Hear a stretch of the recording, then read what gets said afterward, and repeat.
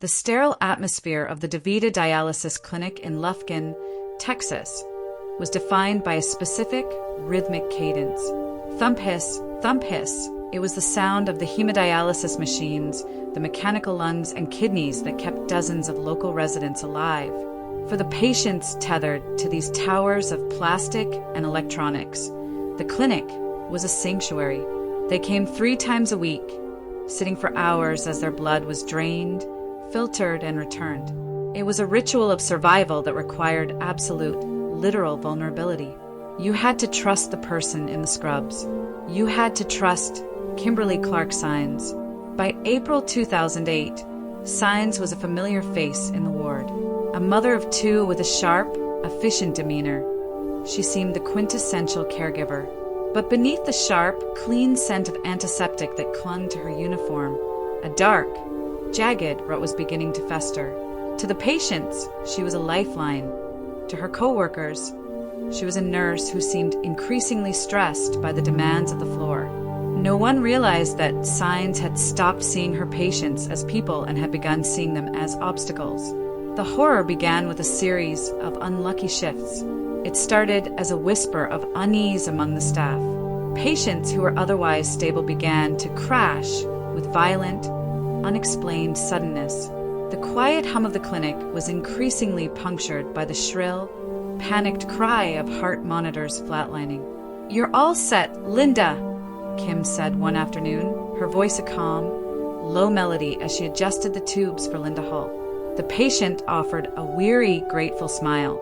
She didn't notice that Kim wasn't holding a saline flush.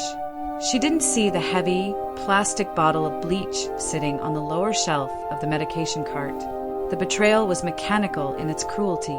During dialysis, blood is removed from the body and passed through a filter. It is a closed loop, a highway of veins and plastic. Kimberly Saenz found a way to turn that highway into a dead end. She didn't seek out exotic poisons or untraceable drugs. She used sodium hypochlorite, common household bleach.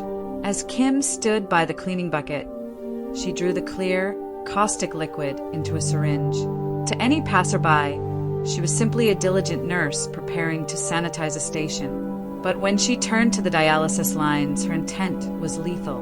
She injected the bleach directly into the venous line, the tube carrying cleaned blood back into the patient's heart. The mechanism of action was a chemical massacre. Once the bleach entered the bloodstream, it initiated a process called hemolysis.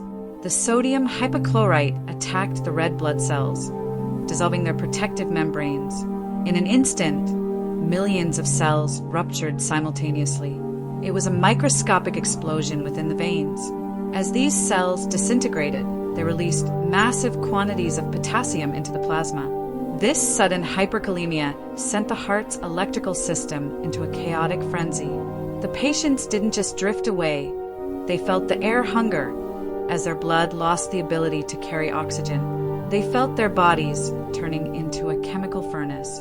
On April 28, 2008, the coincidences finally broke. 2 patients, Thelma Metcalf and Maria Music, died within the same shift. The air in the clinic was thick with a tangible, cold dread. Other patients began complaining of shaking chills, their bodies recoiling from the toxins being pushed into their systems. The turning point came not from a doctor, but from the patients themselves. 2 men, wide awake in their chairs, watched as Kim Saenz leaned over a cleaning bucket. They saw her draw the fluid. They saw her walk to the lines of another patient and depress the plunger. Their eyes met across the room, a silent, terrifying realization passing between them. They weren't watching medical care.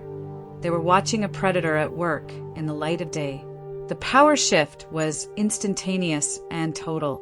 When the reports reached the administration, the usual walls of professional protection crumbled under the weight of the mounting bodies. The Texas Rangers and the FBI descended upon the Lufkin Clinic, transforming the medical ward into a forensic grid. Kim sat in the interrogation room, her expression a mask of defiant suburban normalcy. She spoke of her children, her hard work, and the unfairness of the accusations.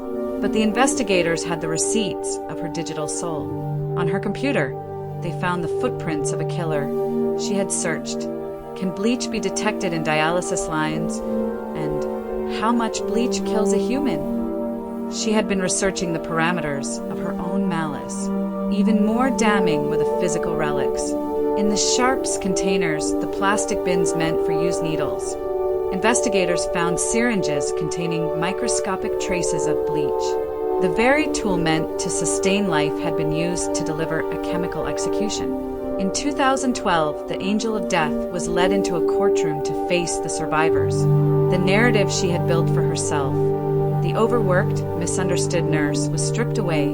She was revealed as a woman who used the ultimate vulnerability of others to exert a sick, sociopathic control over her environment. She was sentenced to life in prison without the possibility of parole. The story of Kimberly Clark Saenz is a haunting testament to the fragility of trust. It serves as a grim reminder that evil does not always wear a mask. Sometimes it wears a badge and a smile. The powerful life lesson left in the wake of the Lufkin tragedy is one of vigilance. We often surrender our agency to the system, assuming that the structures built to heal us are infallible. But systems are made of people, and people are capable of profound darkness. Advocacy is the only true shield we possess, whether for ourselves or for those we love who cannot speak. We must remain the primary witnesses to our own care. Trust is a gift that must be earned daily, and in a world where the line between help and harm can be as thin as a needle, observation is the ultimate form of love.